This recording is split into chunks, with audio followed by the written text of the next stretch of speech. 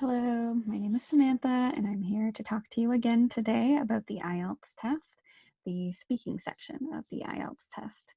So in my last video, I covered some basic things about the speaking section. This is part 2, so if you haven't seen part 1, I would advise that you watch that first. It covers an overview of what is covered on the speaking section of the test and the scoring of that test. And then we talked a little bit about part 1 of the test and some of the questions you can expect there. So I will now be continuing on from there. Okay, so the speaking section, part 2. Let's begin. So the second segment of the speaking section is the individual long-term answer. So you will be given a topic on a task card, and you will have 1 minute to prepare for that topic. You will be speaking for 2 minutes on that topic without any input or questions from the evaluator. So that is an important aspect of this. In part 1, you can get additional questions from the evaluator. They'll ask you a question, you'll answer, they'll ask another one. They might ask you to elaborate on something, but during this section of the test, you will actually only be speaking on your own. Some of the types of questions that you will see are listed here. We're going to go into a little more detail on the next slides, so I won't read them all. Okay, so 1, describe a festival that is important in your country. So they might ask, what is the festival? When does it happen? What happens during the festival? Why you enjoy it or why it's important? So those are some basic things to cover if someone is asking you about a festival or any sort of event or activity on this test. You wouldn't just say the name of the festival, you would say all of this information. You would say where it is, when it is, what happens, and then you should include something about why you chose it. Is it your favorite festival, or maybe you don't like it, but it's a really popular festival in your country? So those are some things that you can cover. They might ask you to talk about a favorite shop or store. So you can talk about where that shop is, what it sells, what you like to buy there, and why you like the shop so much. So give them reasons of why it's your favorite shop, not just saying it's my favorite, or it's my favorite because it sells this item that you like, but tell them why you like those types of items.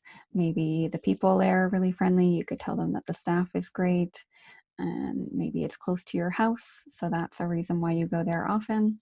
Those are all some things that you can cover. Describe an interesting historical place. You can talk about where it is, of course, what it is, what it's like now, and why it's interesting. So you can cover any of those things instead of just saying the name of the historical place. Be sure that you mention what country it's in or what city it's in, especially if it's not something local to where you're doing your test. You should be giving a little bit of information about it. Describe a memory of your childhood. So then they might ask when it happened, what happened, if it's a good memory or a bad memory, and how it affected you. So these are all things that you might see on that cue card, and you can take a couple of moments, 1 minute, to prepare your answers and make sure that you are covering some of these things. So you can't just say, for example, a memory of my childhood is when I got a cat. Finished. Of course, you should say when you got that cat. So a better version of that story would be a great memory from my childhood is when I was 5 years old and I got my first cat, and she was my favorite thing in my life at that point, and we were best friends for many, many years. She was an orange cat with stripes, and we used to spend a lot of time together, and she lived to be very old, and I have always loved animals since then, and I think that it's because I had that cat when I was young. So you're telling a little bit more about when it happened, what age you were, what happened, and then why it impacted you. So not every memory will have a really huge impact on you in the current world, but you can just say why you liked it, why you remember it, why it was important to you. Describe a tourist attraction that you have visited. They might ask on the cue card when you went there, where it is, who you went with, and why you enjoyed it or why you didn't enjoy it. So if they ask you something like this on the test, this is a great opportunity to tell a little story. You can tell, for example, if you went to the Eiffel Tower, you can, instead of saying just I went to the Eiffel Tower, you can say I went to the Eiffel Tower last year when I was traveling in France for the first time with my best friend. And then you can tell a little story about what happened when you were there. Maybe it was not a great experience. You could insert an idiom, maybe if it's appropriate, if you know one that would fit well. So, for example, with this Eiffel Tower example, you could say, actually, I really didn't enjoy seeing the Eiffel Tower because on the only day that I was able to go see it, it was raining cats and dogs, and I got completely soaked while I was there, and then I caught a cold. So, I wasn't able to enjoy the rest of my time in France because of that. So raining cats and dogs is what I used in the last video to explain what an idiom is. That idiom is used sometimes. It's not the most common idiom, and I'm not suggesting that you find a way to insert that phrase specifically into your test, but it's good to learn a few idioms that you think you could use casually in speech and know the meaning really well so that it would be possible to insert something like that.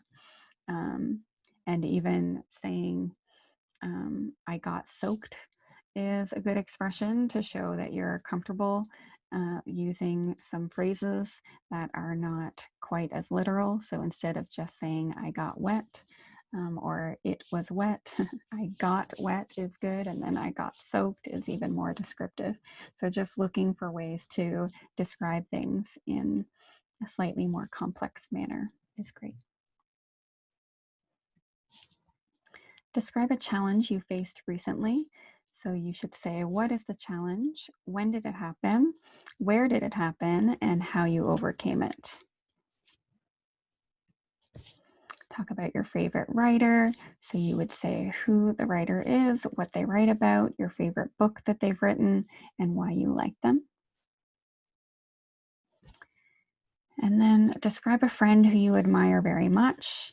The points are who is the friend, how long have you known them, what do you like to do together, and why you admire them. So it's important to cover a little bit about why you admire them, since that is the question. It doesn't matter if you can't cover everything in perfect detail, but why you admire them is an important element because that is the main point of the question. So take a moment to just say who that friend is and a little bit of background about them or a short story about them, a story about how you met them might be nice. And be sure to include why you admire them. Some tips for part 2 of the test are that you should take that time to prepare. You get 1 minute to prepare. You should use it. Don't be overly confident and say, I don't need the preparation time. Let's start right away. That preparation time is a very short amount of time, but it can really help you to organize your thoughts. So during that time, you should write ideas, never full sentences. It's never good to read a sentence off of what you've written in your notes or to memorize full sentences. So you should just be writing short ideas. You should think of your main reasons and examples and write them down in brief. Then you can list them in the order you want to discuss them. So while you're thinking, you might think of them in a certain order. You might have 4 examples that you want to mention, but maybe the 4th example that you thought of would actually be a really good introduction to your answer. So just you could write a little 1 beside the question you want to talk about first, and then 2, 3, 4. It just gives you a little time to see how you should structure that answer. You don't have to worry about covering all of the questions or points on the card. You won't be penalized for not covering everything. So if they have 4 or 5 points that they want you to cover and you cover 4 of them using perfect grammar, using lots of very natural expressions, complex sentences, then that will be great. If you don't cover that last point, that's fine. They're not so interested in the content of what you're saying. They just want to be sure that you can answer the question, that you understood it, that you can communicate your answer clearly, and that you're showing a range of grammatical abilities and pronunciation abilities. And then my final tip, some of my students think this tip is a little bit strange, but I like it. I tell people not to worry if your answer isn't 100% true. So I've done language assessments myself. I speak other languages. I've been assessed on them in a setting that's very similar to the IELTS test. And I was quite young when I did one of my assessments, and I was asked what I did the previous weekend or the previous week, I think, which is a very common question to be asked. And I had done something a little out of the norm the weekend before. So I was volunteering and I was doing something that I normally don't do. And I brought up that topic. I answered very honestly, and I got stuck on a word that I didn't know. So that made me seem less fluent than I was at the time. So my tip is to not do what I did. If they ask you what you did last weekend, and for example, let's say you were gardening and you have never gardened before in your life, and you're using lots of tools that maybe you don't even know the name of in your own language, and materials that you're not so familiar with, and you don't know the names of any of those things in English, it would be a very bad idea to talk to them about that activity, even if they asked you what you did last weekend. So my advice in a situation like that is to just quickly switch to a different weekend. Make it a true story, make it about something you did recently, but it shouldn't be about a topic that you've never spoken about before in English. So that's my tip. So maybe the weekend before you had watched a lot of TV shows or movies and had a really nice, relaxing weekend at home, you could tell them about that instead. If you think that that's something that's more comfortable for you to talk about and you know how to talk about TV and movies, or you know how to talk about that other activity that you were doing. So you don't have to worry about the content so much. If they ask you about your number one favorite something, but your number one is something really difficult to talk about, you can choose your number 2 favorite thing. They don't care if it's actually your favorite thing or just something that you like. They care about how you express yourself.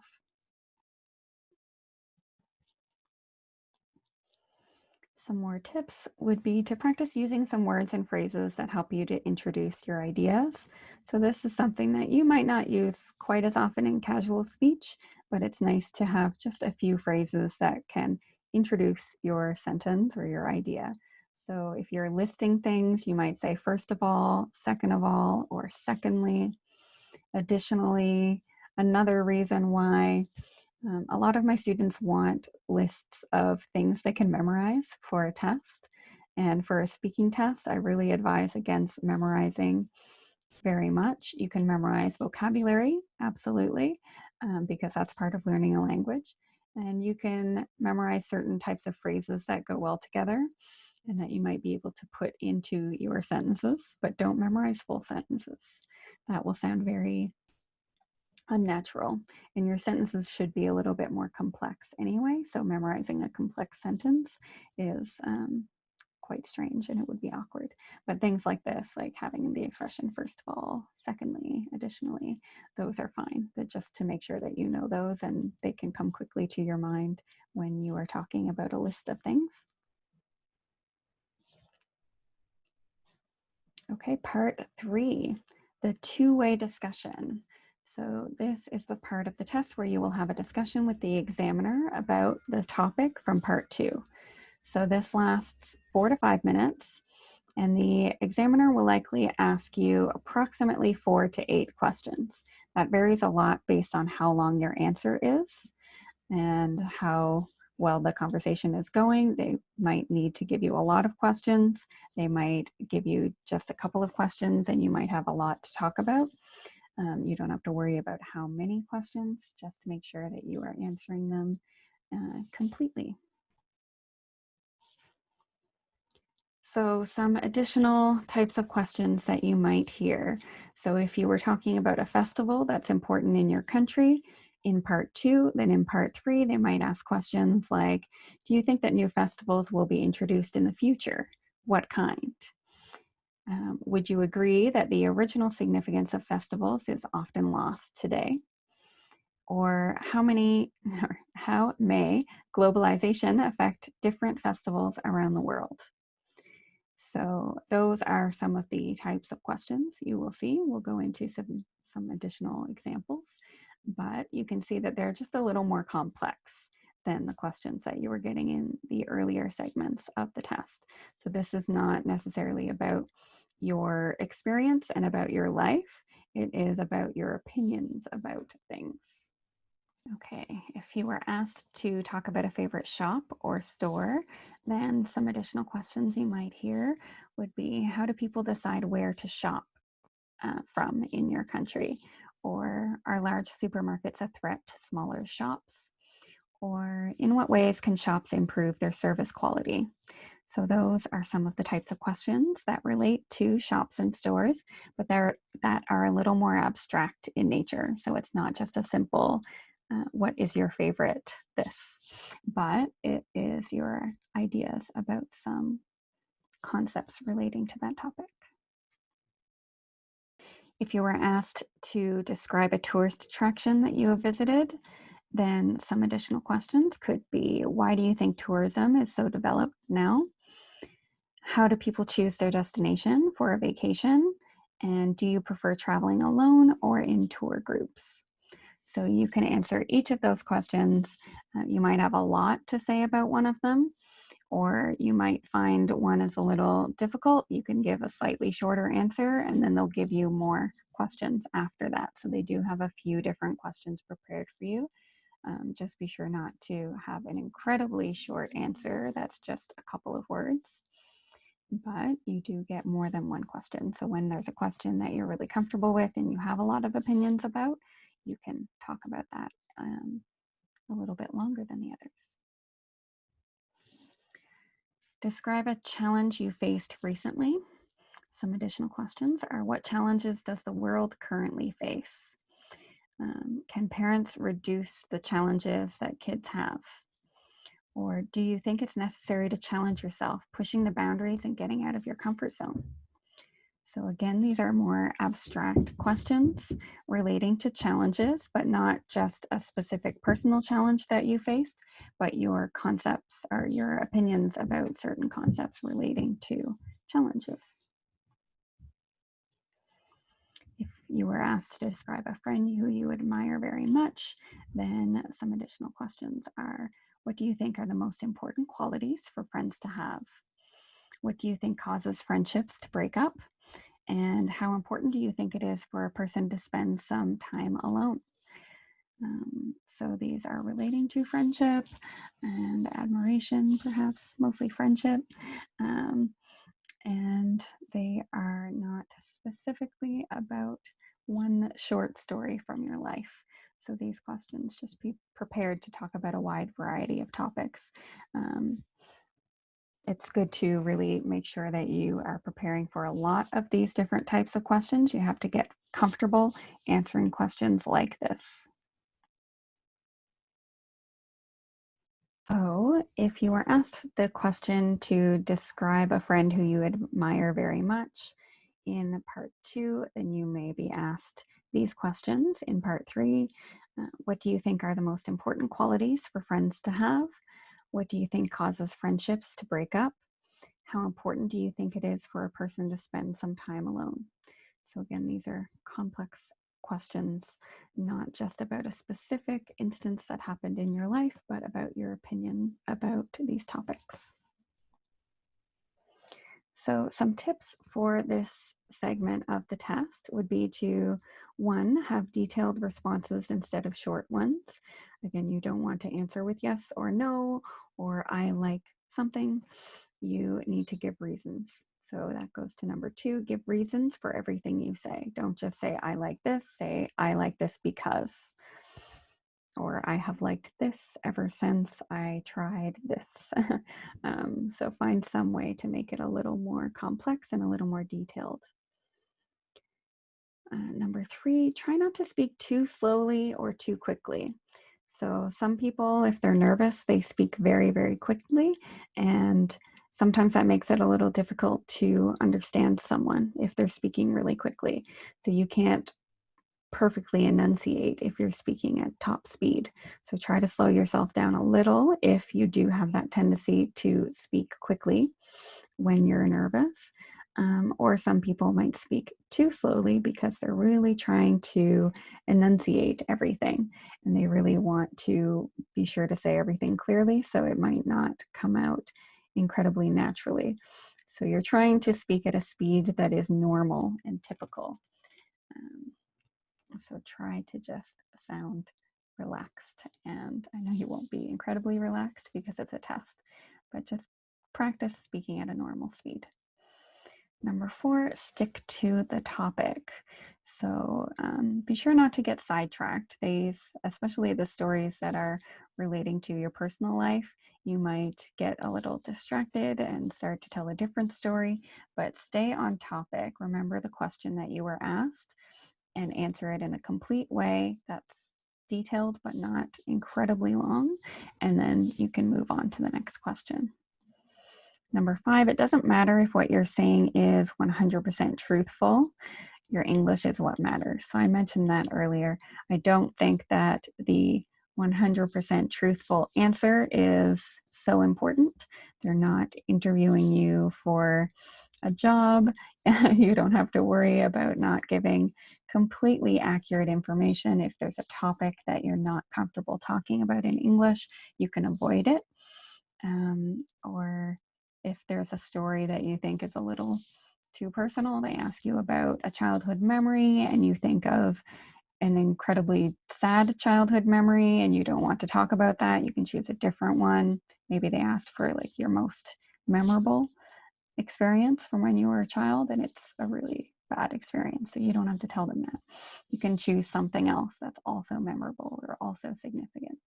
So just don't be afraid to say something that is also truthful, but not 100% truthful.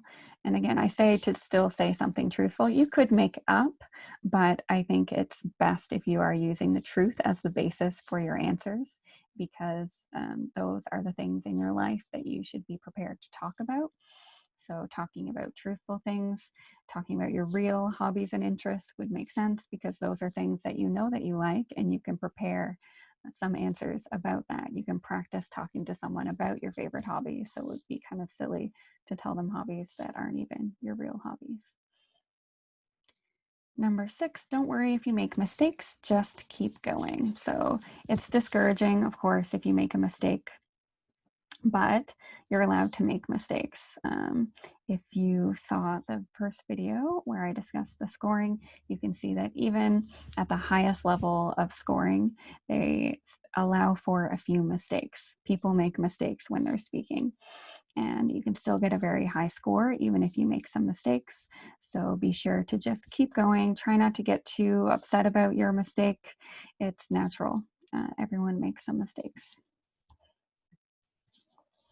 For strategies, you should avoid mumbling. Always be sure to open your mouth enough when speaking so you don't have to be really dramatic and open it in a strange way. You just can't keep it really closed. So mumbling is when you're talking and you're not really opening your mouth so much.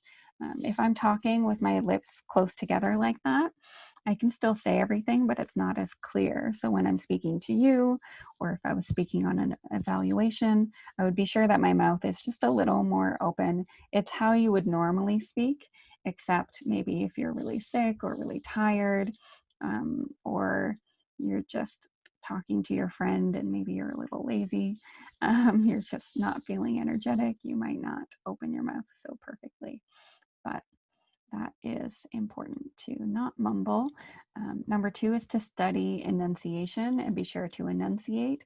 So that's relating to number 1. Enunciation is making sure that your mouth is open in the proper way. So there are some sounds that they sound very similar, but if you study the shape that your mouth makes when you are making both of the different sounds, it actually is a little different. And just copying that shape of your mouth can help you to make the sound in a more clear way. And that can really help your evaluator to be sure that they understand what you're saying. So there are certain words in the English language that do sound very similar to other words. And even for native speakers, if they're not enunciating, the meaning might not be clear. So be careful about that. Number 3 is study some linking words that you can insert into your answers. So again, I don't recommend that you study sentences and memorize them, but certain words, certain transitional words and linking words, they're good to study in advance. Number 4, try not to stress if you make a mistake, just keep talking. Try to forget your mistakes and just move on. It'll make you more nervous if you concentrate on those mistakes. Number 5, memorize new words, but don't try to memorize sentences. You need to sound natural. A lot of students really want to memorize things for their test. And I tell them, go and memorize vocabulary. You can memorize phrasal verbs, you can memorize some idioms to be able to insert them into your speech, but don't ever try to memorize a full sentence and insert it into your speech. You shouldn't have to memorize sentences. If you do, then you are likely not speaking at the same level that you're memorizing, and then it will sound confusing if you're speaking at a lower level, and then you have this one perfect sentence that you inserted, and then you go back to your regular level. So it just sounds unnatural. Some more general tips. Never answer a question with just yes, no, or a very short answer. So always be sure to explain your answers. Never say yes or no and then just stop there. So if they say, do you like sports? Don't say yes or no. You have to say yes or no because. So if you hate sports, you can say, no, I really don't enjoy sports. Everyone in my family likes to watch sports, and I find it very annoying when I can't watch the shows that I want to watch on TV because everyone else is watching the game on TV, or something like that. Just something more elaborate than just a no. Try to speak at a pace that sounds natural. So I've mentioned this before, but the speed that you speak at should be normal, not incredibly slow and not incredibly fast. Stick to the topic. Try not to get distracted and lose focus, especially for the more complex questions. You want to be sure that you don't get lost and start talking about something completely unrelated. Just be sure to stick to the question that they asked you. On part 2, that is great because you have a few seconds to prepare before you start to speak. So you'll have some notes to look at, and that can keep you on task. Always give reasons for what you say. So don't just say, I like classical music. Say something like, I like classical music because I can play it while I'm studying and it helps me to focus. It doesn't have lyrics that can distract me from my studies. So that is very helpful. Also, I find it very relaxing regardless of when I listen to it. So that would be a nicer answer than just, I like classical music. Again, don't give short answers, but also don't rely on the examiner to give you prompts. So they might ask you why sometimes, but they shouldn't have to ask you that. You should always be telling them why. So if the examiner is always saying why the whole test, then that will not show the same level of fluency as someone who is just giving you all of the necessary information. And if you give very short answers for everything, then the test will end too quickly and they won't get to hear very much from you, which is not ideal. Which normally won't happen unless maybe if you're at a lower level or you're really nervous and you just give incredibly short answers to everything, then it could end a little earlier. If you don't understand a question, you can ask them to repeat it. It's better to ask them to repeat the question than to completely misunderstand that question and to answer it in a wrong way. You don't lose marks for asking them to repeat the question. It's not showing that you're not fluent by asking them to repeat it. Sometimes I might need someone to repeat a question too, especially if I'm nervous in a situation, then I might not fully process what they're saying. So it's okay to ask them. Another big tip is don't try to use words and phrases that you don't understand. So you should be learning new vocabulary for the test, but don't try to use lots of new fancy sentence structures or words or sentences if you're not sure about how to use them. Know something really well before you start putting it into your speech. Maybe there's a word that you've just studied the night before the test, or a phrase or an idiom, but you're actually not 100% sure you know what that means. Just avoid it. That's more confusing to the evaluator if you use a word in the wrong place or if you pronounce it really wrong. It's better to use the words that you're a little more comfortable with. But do try to learn new words for the test. Just learn it thoroughly before you start using it. Don't memorize entire sentences. I say this over and over because my students they want to prepare. The speaking section feels like it's hard to prepare for because they're going to ask you questions and you don't know exactly what questions. But you should really be memorizing new vocabulary and learning grammar, learning sentence structures, but not memorizing sentences. It will sound strange. Make eye contact with the examiner. You're going to be nervous and you're going to be uncomfortable, you're going to be thinking, but try to just make a normal amount of eye contact with the examiner, just like you would in a normal conversation. So don't stare the whole time, but don't avoid looking at them the whole time either. It would be strange if you never looked at them and you were always looking up and thinking, or if you just intensely stared at them the entire time. So just be natural. The content of what you say matters more than your accent. So don't worry if you have an accent. That is completely fine. If you know that you have an accent, if people tell you that you have an accent, you don't have to completely erase that accent before you have this test. Pronunciation is evaluated, but that doesn't mean a perfect accent.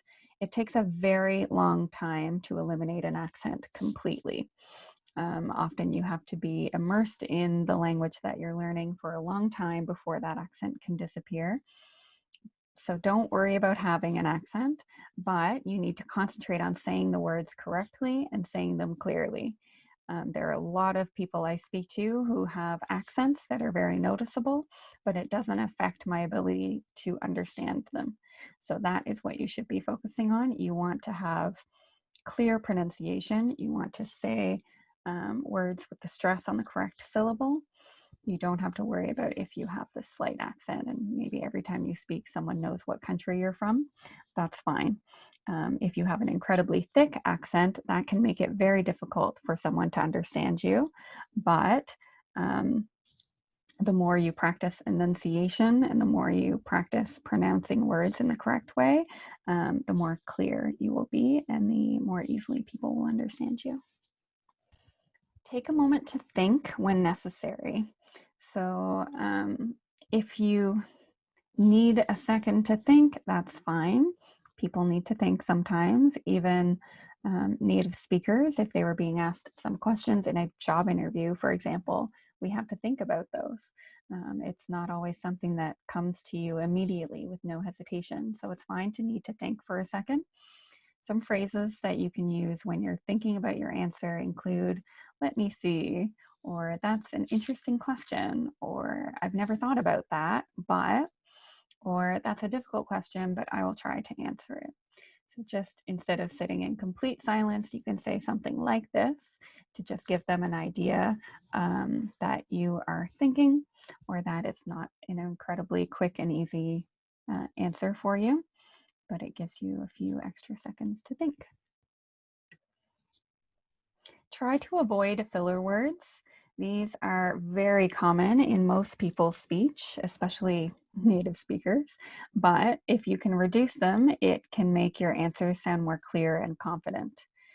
So some sample filler words to avoid, like, you know, and There are lots of other words like this. I am guilty of this as well. And it is very difficult to remove these words if it is something that you are very used to saying. So if you're someone who says like in most of your sentences, then it's very hard to erase that from your vocabulary. But you can concentrate on just reducing it. So I would find it very distracting if I was evaluating someone's English and they said like in every sentence.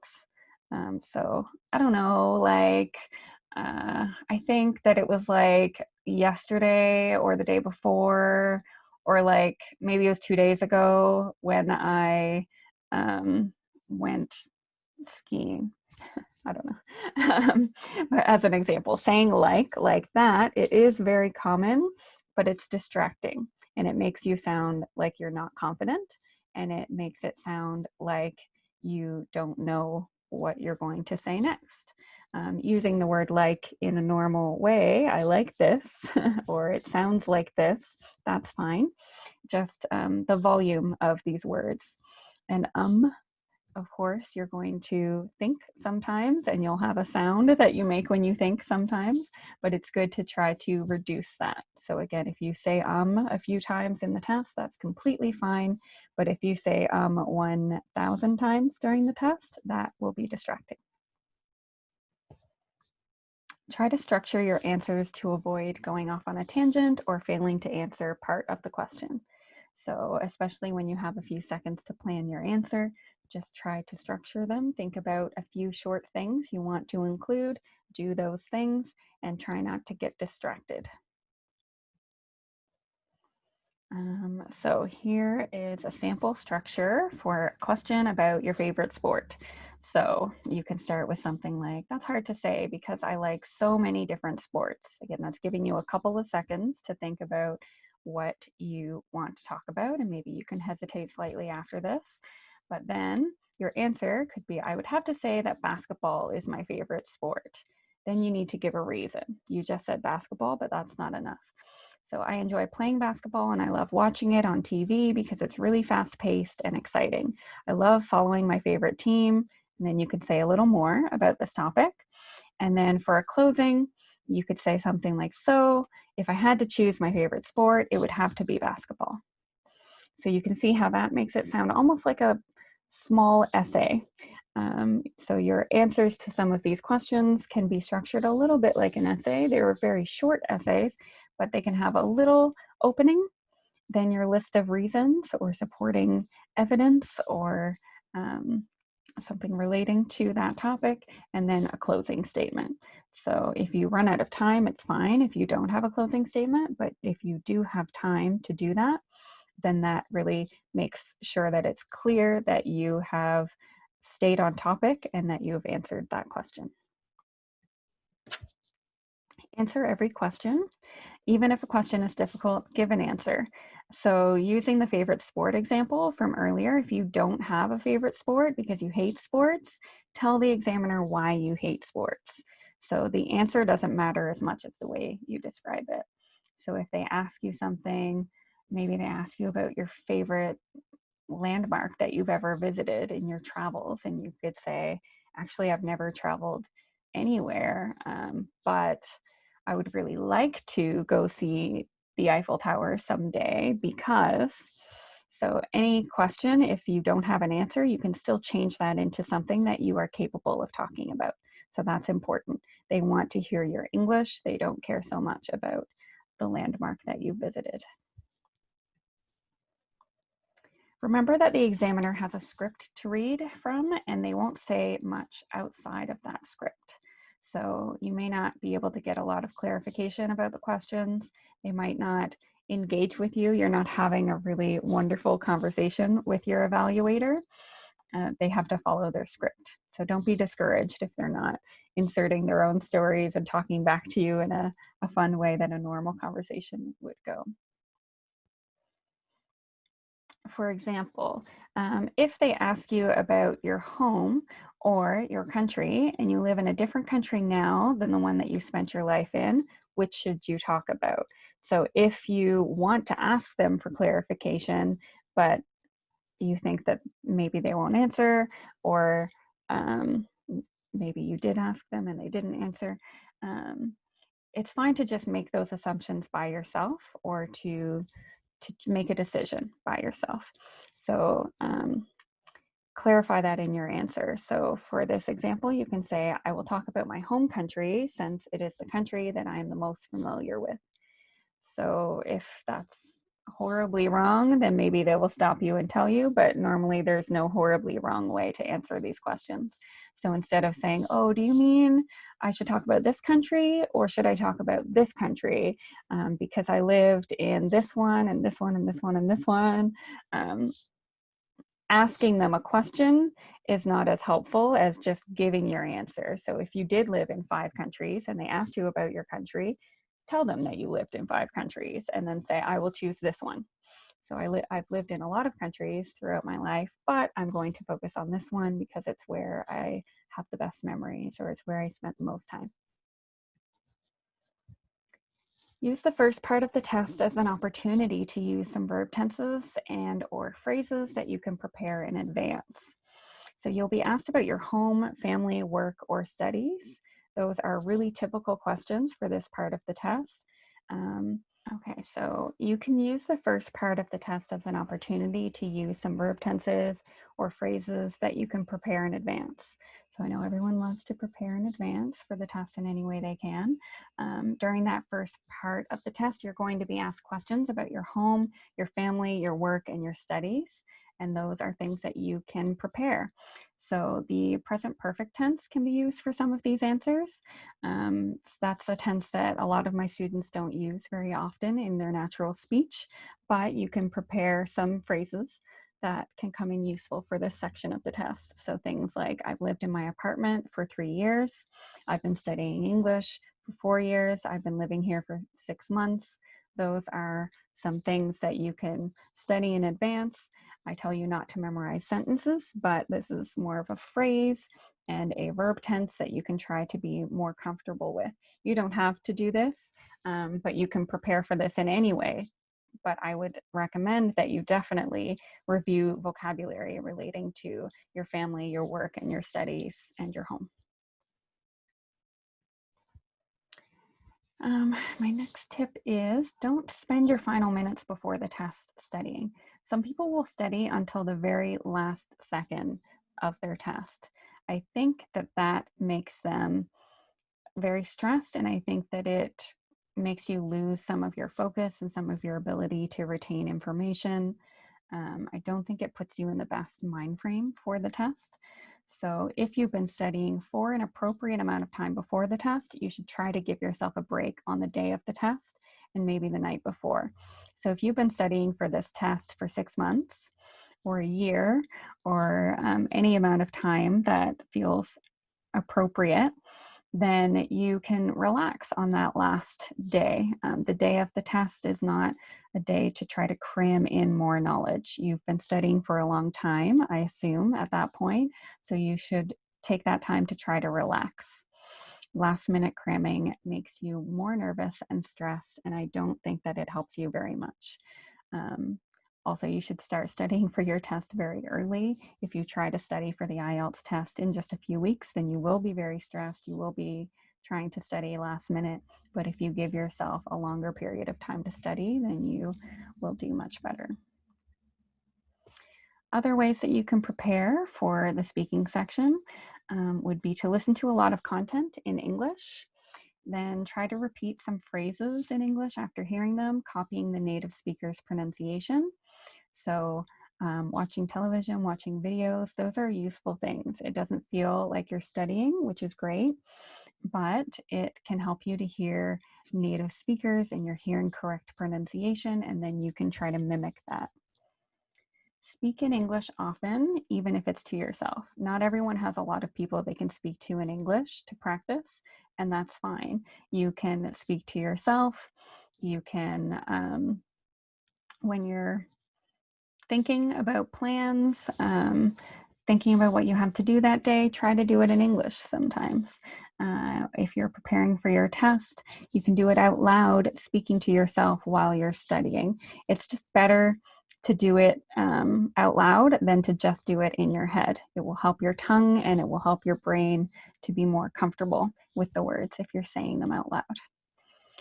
Try to get practice speaking with native speakers to become less nervous during the test. A lot of people, if they never speak to native speakers, then during that test, they get really nervous because they think, oh, I've never spoken to someone from this country. Maybe they'll think my English is horrible. You get nervous. I know I got nervous before my first assessments in another language. But the more that you can speak to native speakers before that test, the more comfortable you will be. It won't seem as stressful. Learn lots of vocabulary, especially relating to topics relating to your life. Those are good topics to learn because you might need to use them for anything outside of the test as well. But just any vocabulary that you can learn will be helpful because you want to show that you have a wide range. And practice as much as possible. So study the potential questions that could be on the test, come up with your answers, you can write them and then say them. You can do some timed tests, you can do some untimed tests.